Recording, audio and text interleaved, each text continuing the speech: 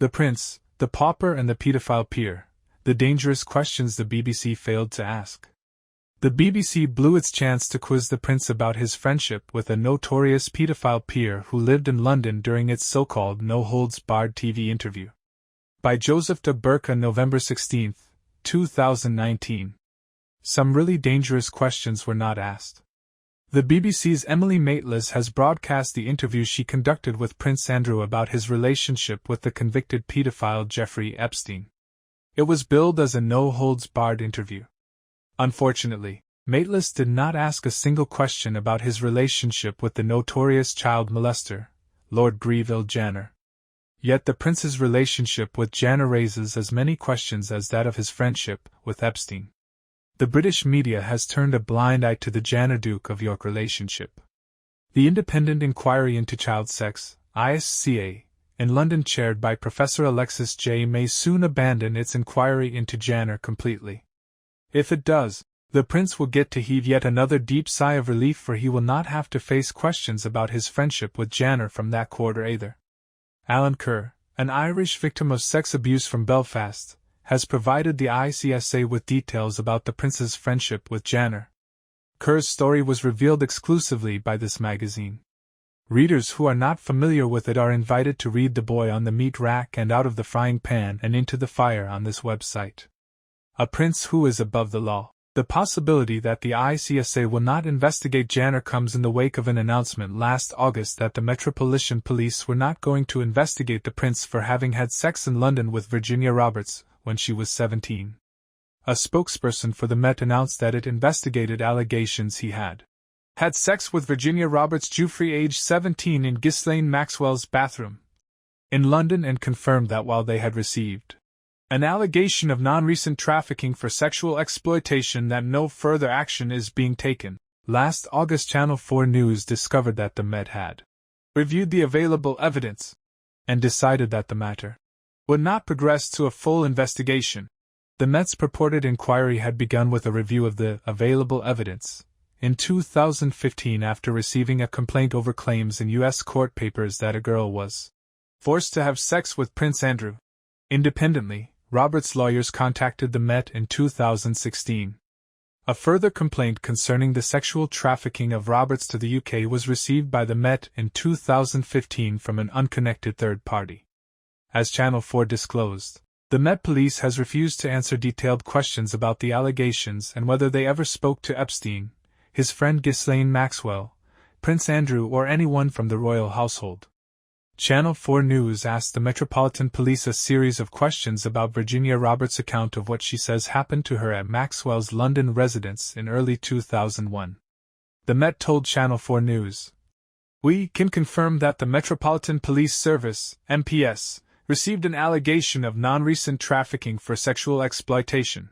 The MPS reviewed the available evidence, and the decision was made that this would not progress to a full investigation. As such, the matter was closed. It will come as no surprise that the prince chose the BBC, not Channel 4, for his interview about Epstein.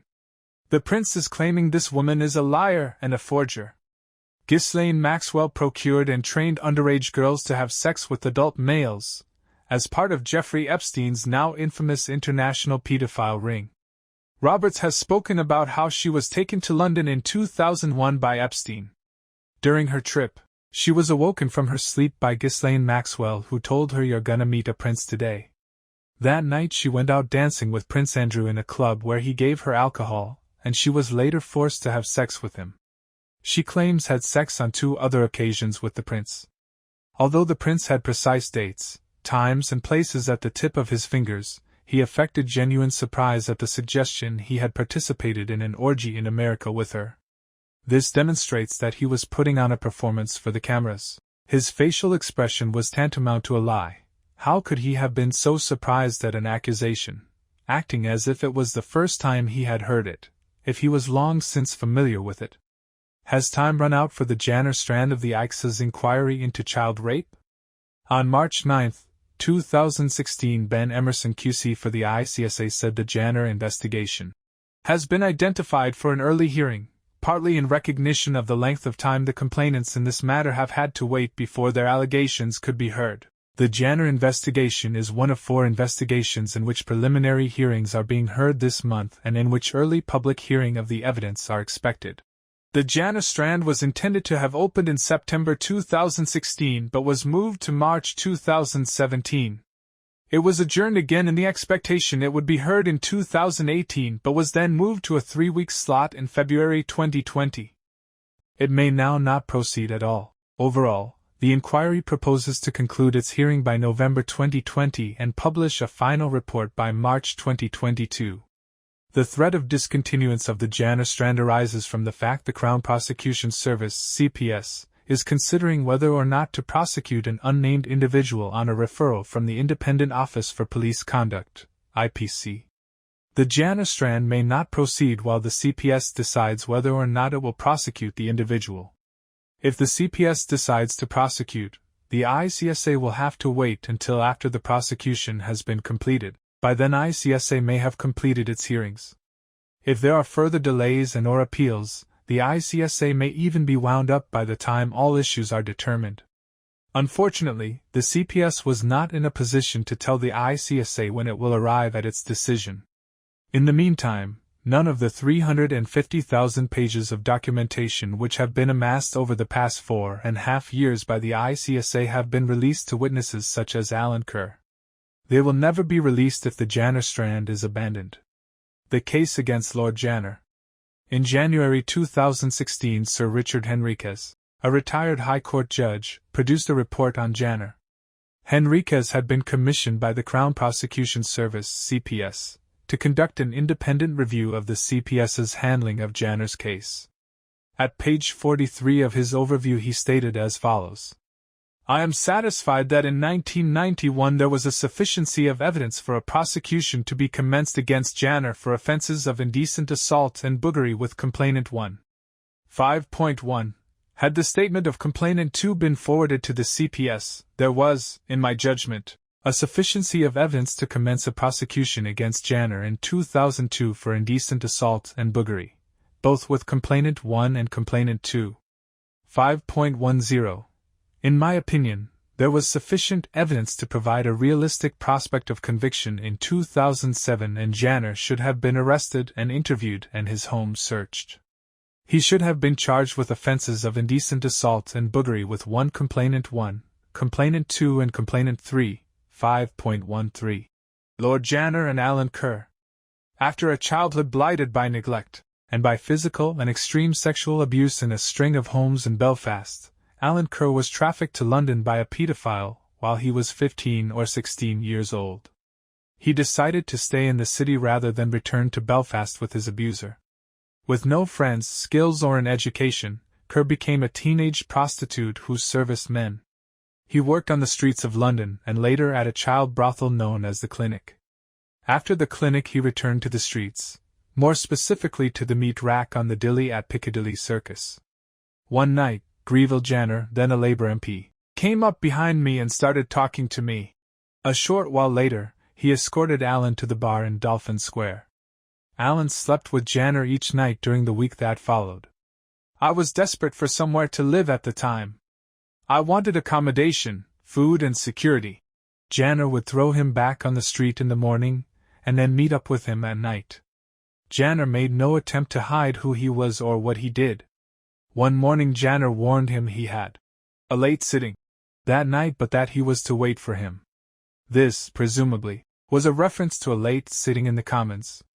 The Prince and the Pauper. During the course of the week, Janner invited him to go to a show in Earl's Court. Alan was surprised but happy to accept. Janner then told him that he had to submit his, Alan's, name for security clearance, as they would be on Prince Andrew and Sarah Ferguson's guest list. Alan obliged by providing his full name and his sister's address. Janner subsequently told him that everything was fine with the security people. Shortly afterwards, they attended the Prince and the Pauper at Earl's Court Olympia with the royals. Janner and Alan sat directly behind the royal couple who were in the front row, or very close to it. While they were waiting for the show to begin, Alan and Prince Andrew conversed. They also chatted during the intermission. I had a good conversation with him. He had character. He was a cheerful guy. He was not snob or anything. He told me he was going to open a hospital in Northern Ireland. I didn't feel I had to bow down to him. I wasn't nervous. Janner let me do the talking. They seemed to know each other quite well. That's why I was able to talk to him. Sarah Ferguson didn't speak much. She really just ignored us. Alan Kerr was 17 or 18 when he was abused by Janner. When Janner took Kerr to see the prince and the pauper, he was either 17 or 18. Prince Andrew and Sarah Ferguson were engaged at the time of the performance. Their engagement commenced on March 19, 1986. They were married on July 23, 1986. At the performance, Prince Andrew told Kerr that he was going to open a hospital in Belfast. He subsequently visited Belfast City Hospital and then Hillsborough with NI Secretary Tom King on June 25, 1986. Kerr was born on May 8 of 1968, which means he was 17 or had possibly just turned 18 at the time of the performance. Has MI5 furnished 𝗖𝗆𝗱𝗶𝗴𝗲 with its files on Alan Kerr? Janner obviously knew Alan was from Belfast, and that his name would be run by MI5 and the RUC Special Branch during the security vetting process. The 𝗖𝗆𝗱𝗶𝗴𝗲 revealed on September 24 last that we have searched for, obtained and reviewed a vast range of materials from organizations including the Metropolitan Police, the Cabinet Office, the Security and Intelligence Agencies. Hundreds of thousands of pages have been provided to the inquiry. The inquiry has also obtained witness statements from a wide range of potential witnesses. The 𝗖𝗆𝗱𝗶𝗴𝗲 has amassed 350,000 pages of record in total. Presumably the guest list and the vetting records relating to the performance of the prince and the pauper are now in its possession. Although Alan Kerr is the person who relayed this information to the 𝗖𝗆𝗱𝗶𝗴𝗲, he has yet to be furnished with any records relating to his security clearance. Janner was not concerned about MI5 vetting a teen prostitute. As 𝗬𝗏𝗍𝗶𝗃 pointed out in the Out of the Frying Pan article on Alan Kerr, it must have occurred to Janner that Kerr could easily have had one or more convictions for male prostitution under his belt. And Alan did indeed have a number of convictions. He believes, but is not certain, that he incurred some of them before he met the prince. So, why was Janner prepared to submit his name to the officials responsible for protecting the royals? Had he reason to believe he had nothing to fear from MI5 and the police? Why did Janner, a married man, politician and author, take a teenage prostitute to the performance instead of his wife or some other friend? There must have been many influential people who would have been indebted to Janner for just such an invitation. Alan Kerr is the brother of Richard Kerr. Richard Kerr was a victim of child sex abuse while a resident at Williamson House, where he was raped from the age of 8 and later violated at Kincora Boys' Home.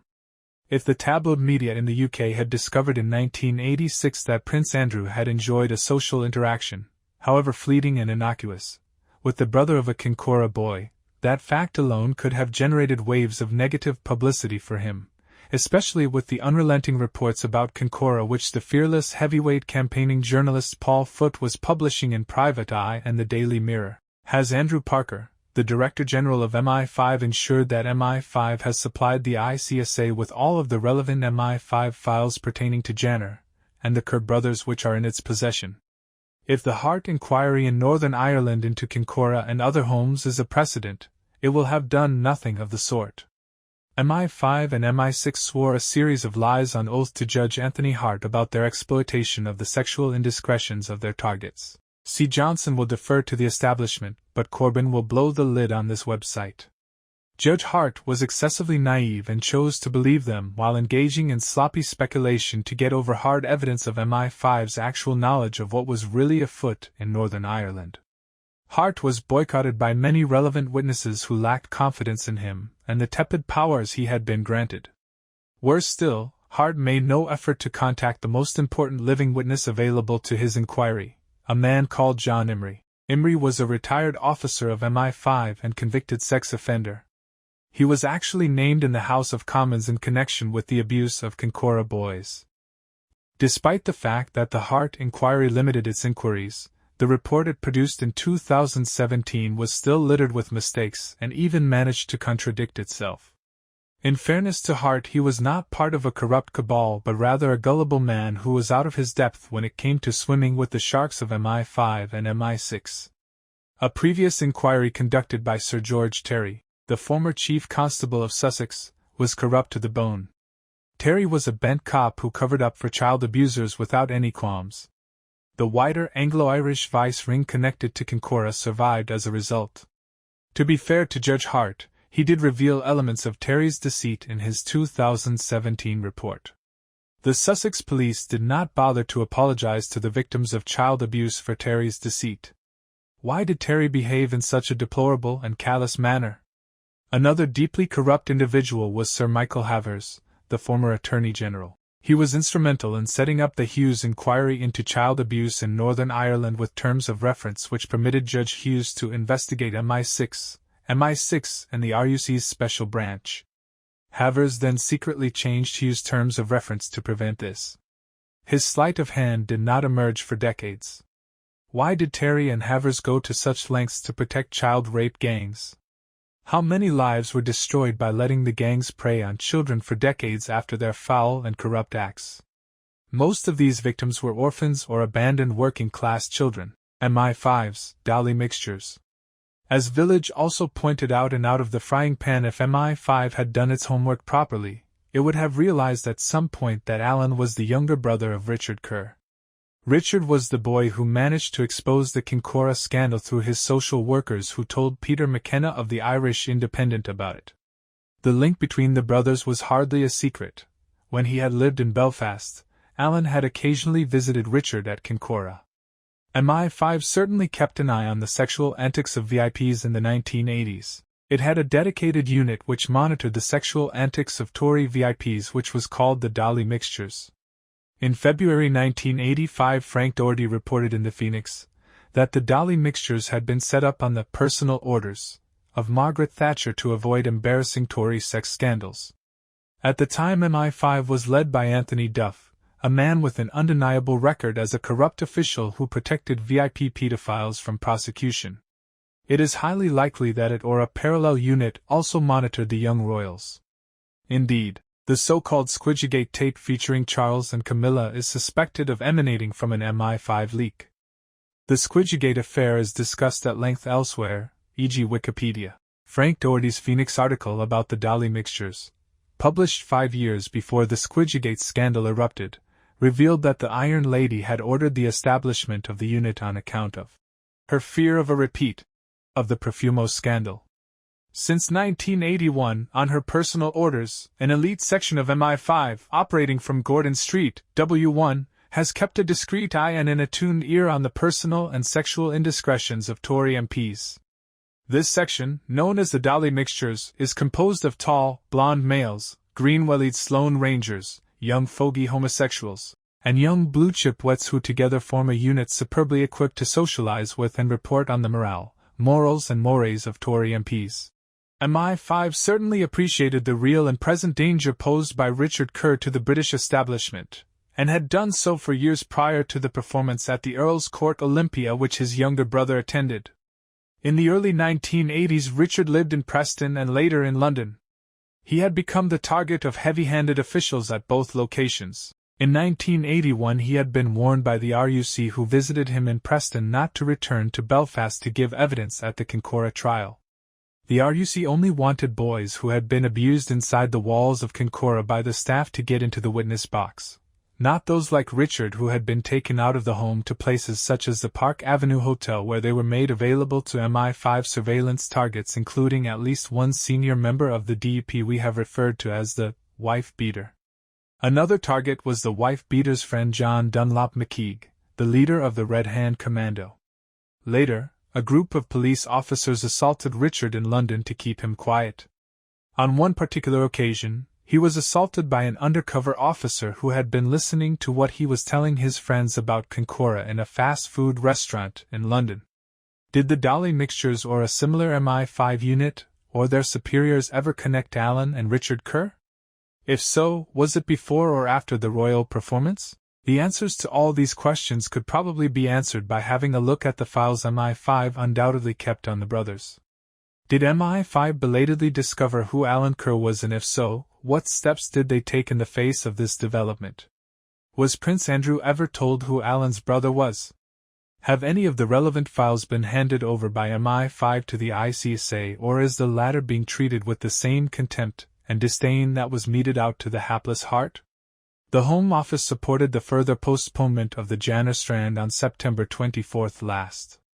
𝗖𝗆𝗃, which comes under the jurisdiction of the Home Office, can only have put its considerable weight behind this most desired outcome for them. Attacking Alan Kerr because he has a criminal record. Ironically, those now defending Janner at the ICSA have signaled that they intend to challenge the evidence of those making allegations against him on the basis, inter alia, that some of them have criminal records. This is ironic because Lord Janner knew full well that Alan occasionally landed himself in trouble with the law. When Alan found himself up before the magistrates at Bow Street on a charge after they had met, he informed the MP, with whom he had now become quite friendly, about his looming appearance. Janner, who was also a barrister and friendly with a number of judges, penned a letter for him.